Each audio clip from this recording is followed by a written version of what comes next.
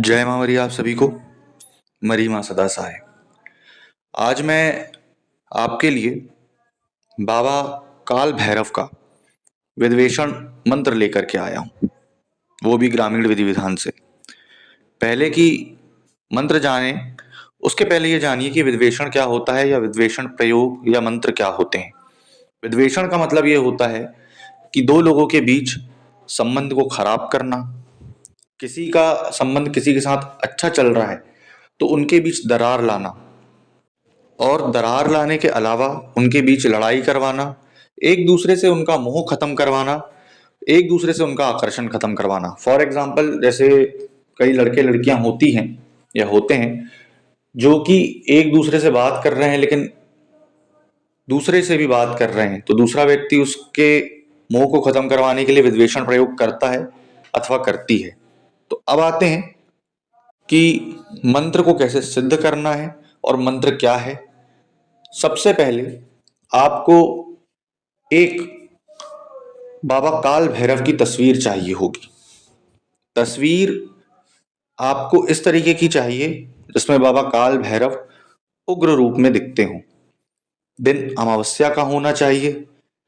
अमावस्या के दिन आप एकांत स्थान में बाबा काल भैरव की तस्वीर के समक्ष एक बाजूट में काला वस्त्र बिछा करके उसके ऊपर बाबा काल भैरव की तस्वीर रखें।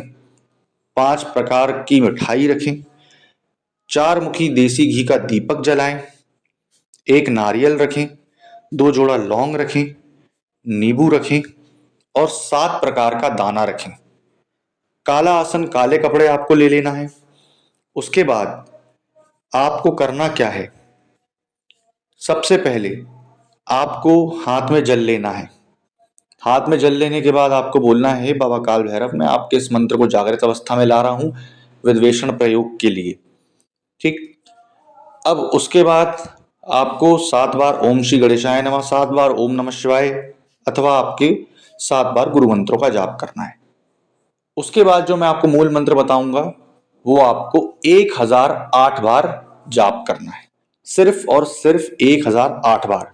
मंत्र शाबर है, आपको तकरीबन 2 से ढाई घंटे लगेगा और पूरा प्रक्रम करने में आपको 3 घंटे लग जाएंगे। याद रहे, माला रुद्राक्ष की हो। उस दिन आपको अमावस्या के दिन उपवास रखना है। तामसिक चीजों से बचना है।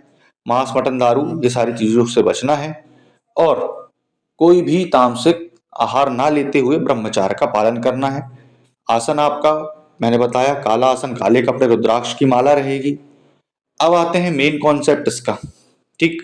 4 मुखी देसी घी का दीपक तो आपने लगा दिया, लेकिन बाबा का मुख किस तरफ होगा?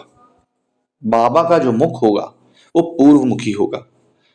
आपका मुख जो होगा वो पश्चिम मुखी होगा, है ना। और 4 मुखी आपको दीपक लगाना है। जब आपके मंत्र जाप पूर्ण हो जाए तो उसके बाद 27 बार कंडे में आपको घी से हवन कर देना है। हवन करने के तत्पश्चात आपको जब भी इस मंत्र का प्रयोग करना है तो एक भोजपत्र में आपको दोनों व्यक्ति का नाम, फॉर एग्जाम्पल किसी का नाम राहुल गांधी है, किसी का नाम कुछ और है, वो नाम केसर की स्याही से भोजपत्र पे लिखना है और 108 बार सिर्फ हवन डालना है, जो मैं आपको मंत्र बताऊंगा, सेम कंडे और घी से। उसके बाद उसी कंडे की राख में आपको भोजपत्र लगा देना है। जब वो राख बनकर तैयार हो जाए उसको किसी सुनसान इलाके में ले जाकर के गड़ा दो या सामने वाले के घर में जाकर के फेंक दो या गड़ा दो। अवश्य ही अवश्य उसका विद्वेषण होना चालू हो जाएगा। परंतु ये जो प्रक्रम है आप भलाई के लिए ही करें तो ज्यादा अच्छा है, किसी के साथ बुरा ना करें। तो अब मंत्र ध्यान से आप लोग सुनिए। ओम नमो आदेश गुरु का काला भैरव, गुणवंदा कुंडली, कपाट में मसान, बैठे आगलट पागलट बांध, कनेरी की घाट, जल बांध थल बांध, फिरती के कंठ बांध, आज्ञा वीर बांध, 52 कुइया बांध, 52 मेंस का बांध, कौन बांधी अमुक से अमुक का बंधन तोड़ कर बांध, अमुक को पागल करे ना बांधे तो मेरे उस्ताद गुरु महादेव की आन, गुरु की शक्ति मेरी भक्ति, फुरो मंत्र ईश्वर वाचा। ये मंत्र है। और हाँ, साधना के तत्पश्चात, क्योंकि एक ही दिन की साधना है, तो आप दूसरे दिन सारी सामग्री को विसर्जित कर सकते हैं। मैंने आपको मंत्र भी बता दिया है, तो आशा करूंगा आपको जानकारी पसंद आई होगी। जय माता मरी।